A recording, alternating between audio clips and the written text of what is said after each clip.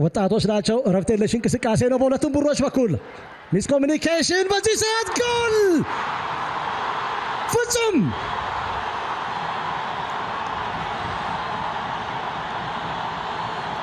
ቅዱስ ጊዮርጊስን ያለዚህ ተጫዋች ማሰብ አይቻልም። በዚህ ሰዓት ፍጹም ጥላሁን ቅዱስ ጊዮርጊስን መሪ ያደረገች ልዩነት ፈጣሪ ጎል አስቆጥሯል።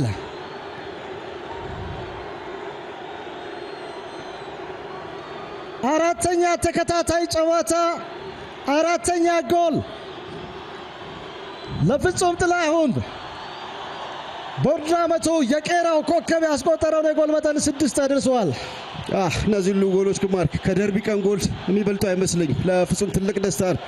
አሰልጣኝ ሳምሶን ቡድናቸው ሞር በተለይ በቀኝ ሳይድ ፑሽ ያረገ ባለበት ሳን ጎል ያስተናገደው ቅዱስ ጊዮርጊስ በተመሳሳይ እንደ ኢትዮጵያ ቡና በተለይ ቀኝ ሳይዱ የጎል መነሻ ሊሆን እንደሚችል ያነሳ ነበር። ማርክ ተመልከት፣ ሶስቱም ተገኑ እንደገና ፏድ ጸጋን ጨምሮ ጥሩ ኳስ ነው። የመጨረሻ ኳስ ወደ ሳጥን የተሻማው ፍጹም በሚገባ ኳሷን አብርዶ ነው ለሀብታሙ ኳሷን ያቆመለት። ሀብታሙ ከዛ በኋላ ቀሪውን ስራ ለፍጹም ትቶለታል። ናይት ቆንጆ አጋጣሚ ነው። ሄኖክ ጥሩ ኳስ ነው ወደ ሳጥን ያሻማው። የመጀመሪያውን ኳስ መከላከል ረገድ ትክክለኛ ቦታ ላይ ሰው አልነበረም። ረጂብ ሀብታሙ መቆጣጠር አልቻለም። የሀብታሙ ኳስ ፍጹም በቀጥታ ወደ ጎል የቀየረው። ጥሩ የመከላከል ኦርጋናይዜሽን አለ በኢትዮጵያ ቡና በኩል የተመለከት ነው። ማርክ ተመልከት፣ ፍጹም ያገኘው ነፃነት አንደኛውን ኳስ መከላከል አልቻለም። አዳማ ከነማ ላይ ከዚህ የመጨረሻ ጎል ማግባት ሙከራ ይሆናል ተብሎ ይጠበቃል። በዚህ ሰዓት ምናልባት ኢትዮጵያ ቡና ጥሩ እድል አግኝቷል። ኦኬ ጁል ጎል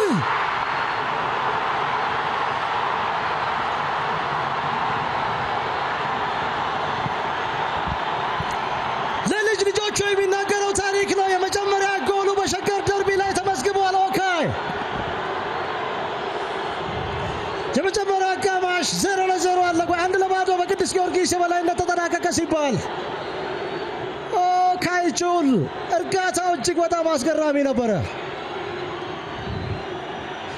ሌላ የተለየ ስሜት ምን አይነት ግሩም የሆነ ሰዓት ላይ ኢትዮጵያ ቡና ያቻነቷን ጎል ያስቆጠረው። ፍጹም ካልተጠበቀ ጎል ምንጭ ነው የተቆጠረው ኳስ። ማርክ ኦካይ ጁል ቅዱስ ጊዮርጊስ ከጌም ማኔጅመንት ጋር ተያይዞ ቅድሞች ስናነሳ ነበር ያሉበት ችግሮች። ኦካይ ጁል በደንብ ማጥቃቱን ለማገዝ ሌት ሩጫ አድርጎ ሳጥን ውስጥ ተገኝቷል። በመጨረሻ ኢትዮጵያ ቡና ያልጠበቀ ምንጭ ነው ጎል ያገኘው። ምን አይነት ሰዓት ነው ማርክ? በጣም ወሳኝ ሰዓት ላይ ጎል የተቆጠረው።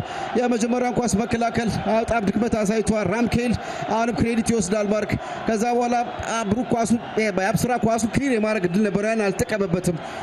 ከዛ በኋላ ያለውን ተመልከት። አረብ ጊዜ ቦታ ነበረው፣ ተረጋግቶ ኦልሞስት የፍጹም ቅጣት ምት አይነት ጎል ያስቆጠረው። ተመልከት፣ ጊዜ ቦታ አለ።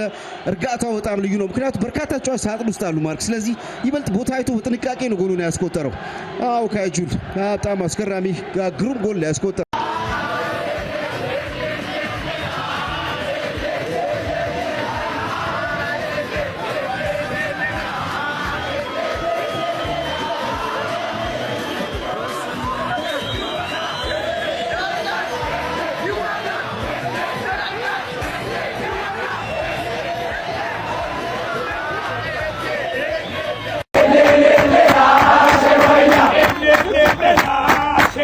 Ele